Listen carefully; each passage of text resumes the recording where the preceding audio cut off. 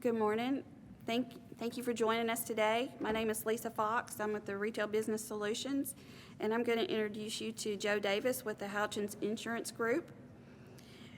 Joe is an attorney and a cyber practice leader.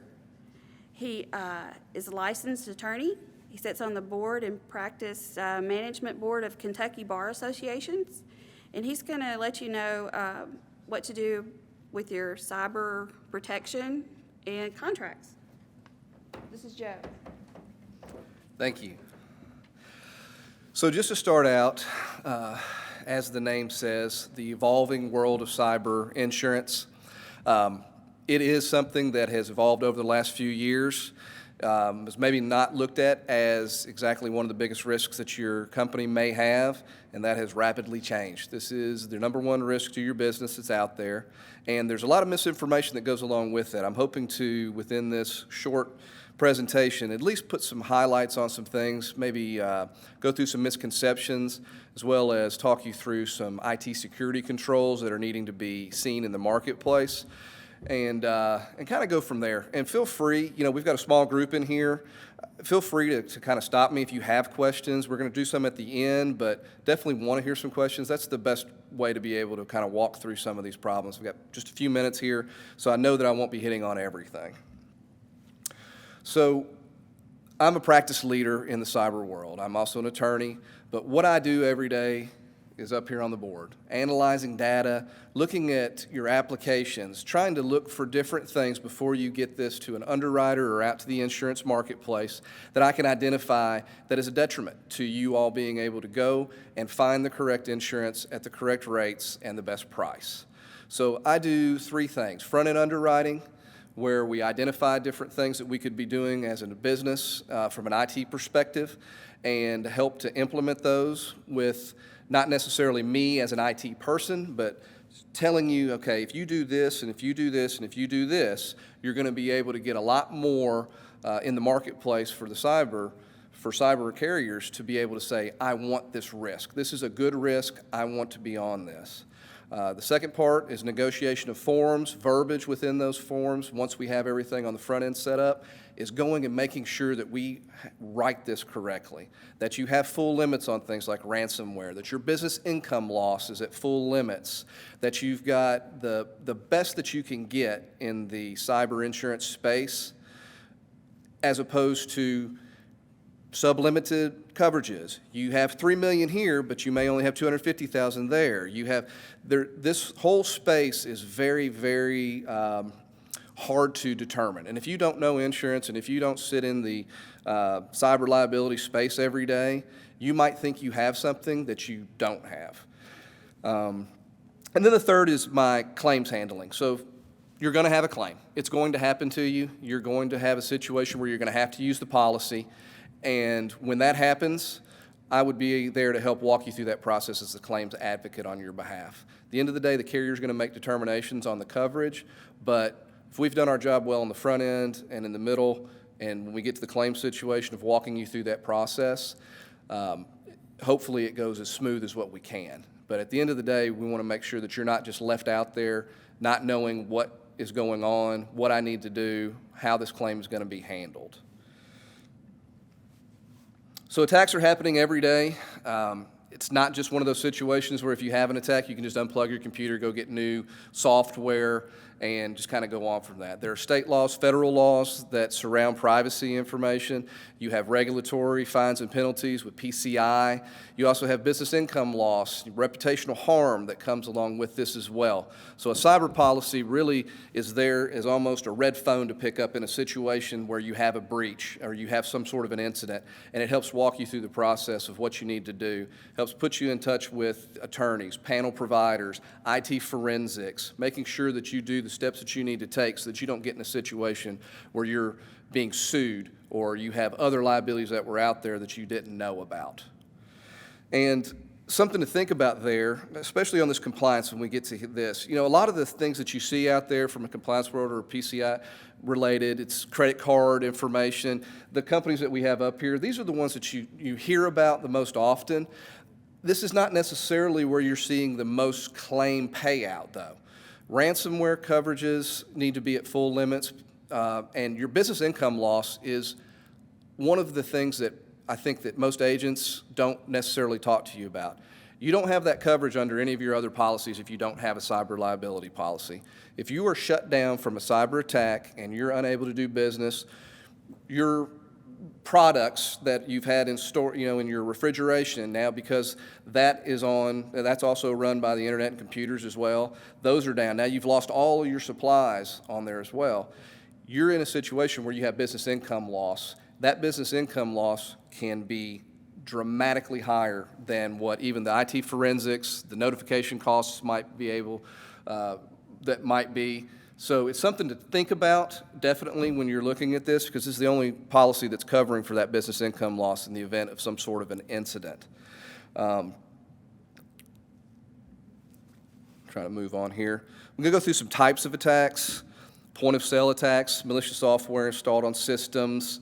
You have insider threat. Let's say you have employees disgruntled that just want to wreak havoc on your business. They can go in with a USB drive and put on malicious content onto your network. Your supply chain is something to think about as well, the vendors that you work with, and that's also something to think about. Your third-party providers that you may work with that do credit card transactions for you, third-party providers of any sort, they are not going to cover you in a cyber incident or claim situation. You have to have your own policy. Anything that is being done, even if the third party is storing the data, they have the data, it's cloud-based, you're on the hook from a legal perspective to be able to do the things that you need to do to stay in compliance with state and federal laws. Your policy would take effect in that case, and then at a certain point, they may go against that third-party provider if that's the case and that the breach actually came through that outside company. But at the end of the day, you're on the hook for it, and you need to do the steps that to keep you in compliance on the front end.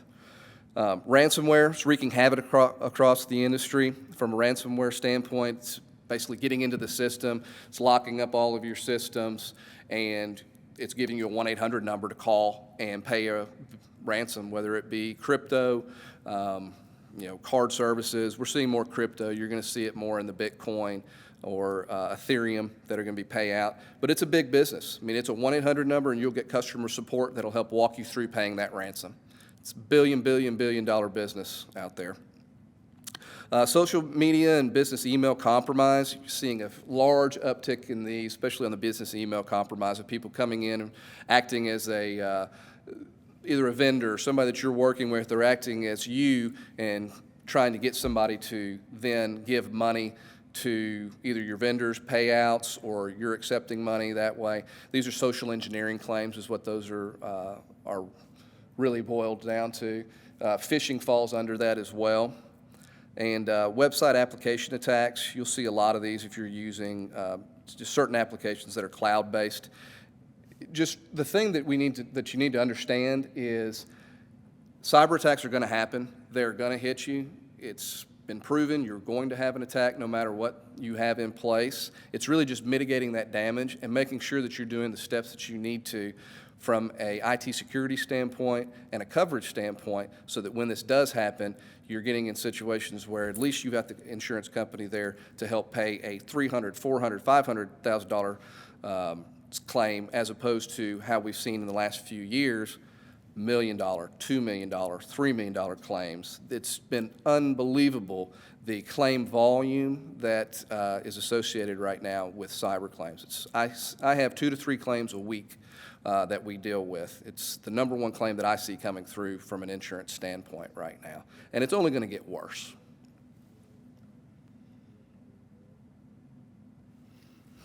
So we talked a little bit about how that impacts you as a company, but what are some things that you can do to be able to make sure that you're getting the best policy and you're putting the IT controls in place? These are just some high priority items. I have what's called checklist, cyber controls checklist, that if you want to reach out to me, I can go through, that you can go down and it would make you best in class. But these are the things that insurance carriers are looking for. And really all of the things that are on this list have been around for a while. These are things that are looked at in the IT community as just base level IT controls that would need to be in place. The same way that when you leave at night with your business, you lock the doors, you have an alarm system before leaving. That's what this has looked like. These are just having a lock on your door so that you're not just leaving it wide open for bad actors to be able to get in and wreak havoc on you. Multi-factor authentication is the main thing. You're wanting to see multi-factor authentication over emails, any remote access on top of your VPN, and privileged accounts as well inside of your network. What that basically is when you log in the morning, you put your info in, something gets sent to your phone, you verify that's you go back in and put your information back in, and now you're into your system and you're able to do what you need to do that day. Offline backups that are segregated, they're just wanting to make sure that you have to go outside of your own network to be able to get to your backups. That can be cloud-based. It could be traditional air-gapped, actually pulling out of systems and putting that into a cold storage type of situation. A lot of times we see this as a cloud-based provider that you contract with, whether you use a managed service provider or you have in-house IT that's using certain controls. It's just basically a cloud-based solution to store your data and making sure that that is offline from your own network, and you have to MFA into that to be able to get to that data. Written breach response plan that would include patching critical software is something that we're starting to see overall. Just basically what that means is that in the case of a breach, they want to know who to contact so that they know who can make that decision, because these are going to happen at 1 a.m., 2 a.m., 3 o'clock in the morning. Who can make a decision based to move forward as quickly as possible? And that plan will kind of highlight, A, who your IT people are, B, who the CEO or whoever it is that's going to be able to make those decisions, and it can be paired with your cyber liability insurance plan as well.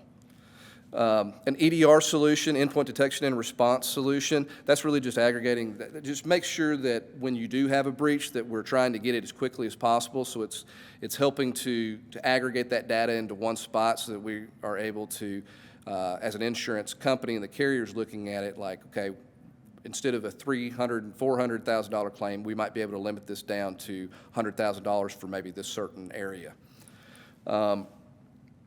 And then end-of-life unsupported software, I mean, that's just things that they're not making patches for. They're not making anything out there for. We see a lot of end-of-life software that just hasn't been rolled into new. If you have a breach through those old softwares, then your cyber policy may not be able to act on that. So it's making sure that you're updating your systems and moving on from there.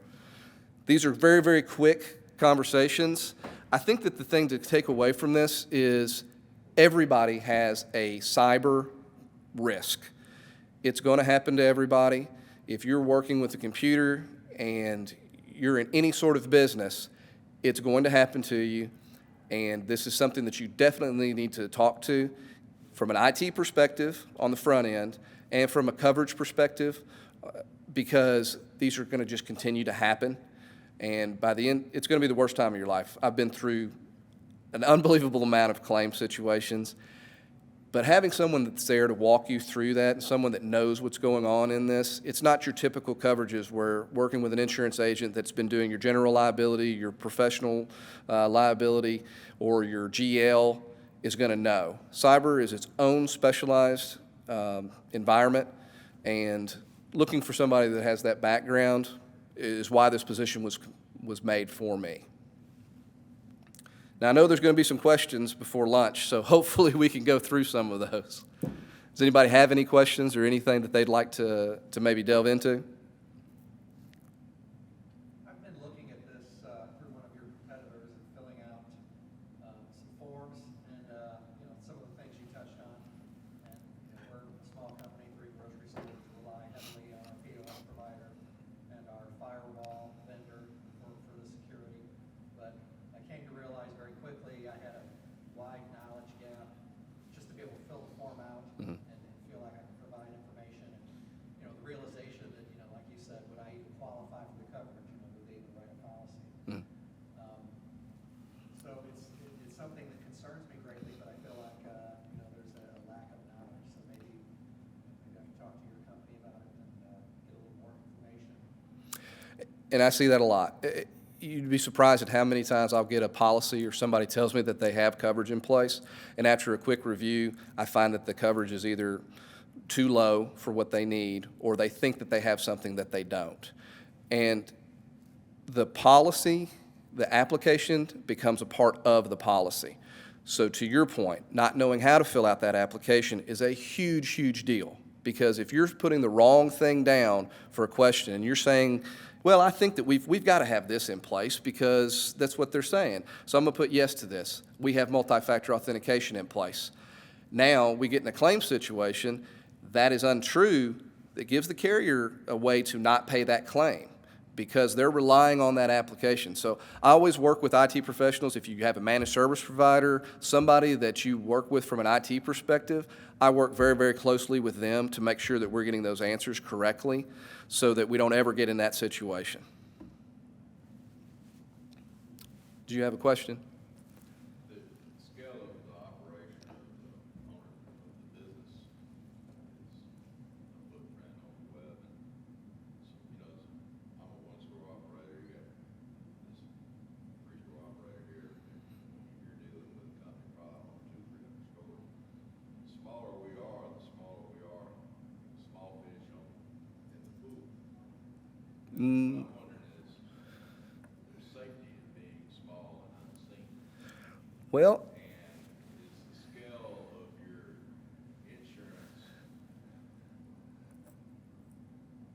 reflected, is the pricing reflected,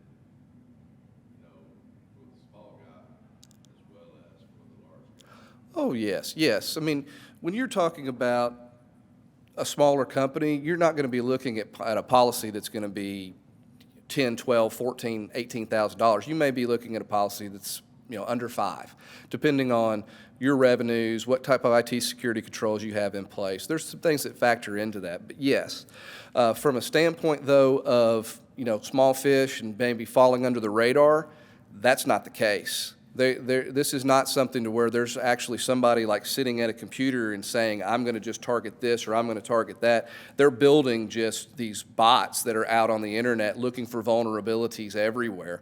So actually, we're seeing more claims for smaller companies than we actually are for the larger ones because those IT security controls for smaller companies may not be up to par that the bigger companies are. So you actually see more claims, and there's a bigger risk for smaller companies than there really is for the larger companies because they're putting a lot of these controls in place and really buttoning up systems pretty well. And while they'll still have some breaches there, it's not as easy to get in where it would be much, much easier for a smaller company that may not be putting some of these controls in place, or they're not putting some training in place and their employees are clicking on links and different things. The next thing you know, they could be in there for 6 months gathering data before it even blows up on you.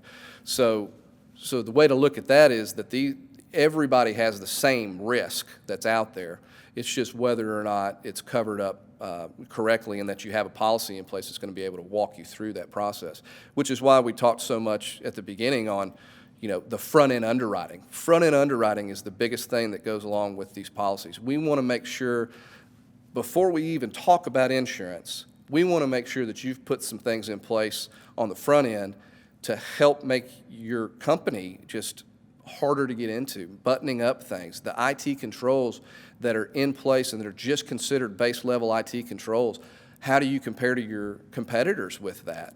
And we do benchmarking as well of where we are. I mean, you're talking about smaller businesses. I'll tell you the base level policy that you need to have in place is $1 million. That's the smallest policy that you should have in place in cyber is $1 million policy. Anybody under probably $5 million in revenues, I'm comfortable with $1 million. We get over $5 million in revenues, we start getting to the 10 or the 12, $2 million. We get up to the 20. 15 to 20 million, we're looking at 3 million. And then, we start having other factors that come into place there when you start getting a lot of different stores. We have employees, we're looking at different revenues. You might have property, you might have other things that are all involved in that as well. And that can become a case-by-case type of scenario. But the lowest that you would want to look at is $1 million policy. They go through it very quickly. If you have $25,000 or you have an add-on of $150,000, it'll be gone in the first 36 hours. And that's the time for today. But if anybody has any other questions or anything, we have a booth set up right out here. And like I said, I have those priority controls that are up, but I've got an exhaustive list that we can go down, and I can show you exactly how to be considered best in class from a carrier perspective when you're going to the marketplace. You'll get more carrier interest, you'll get better pricing, and you'll get better coverages.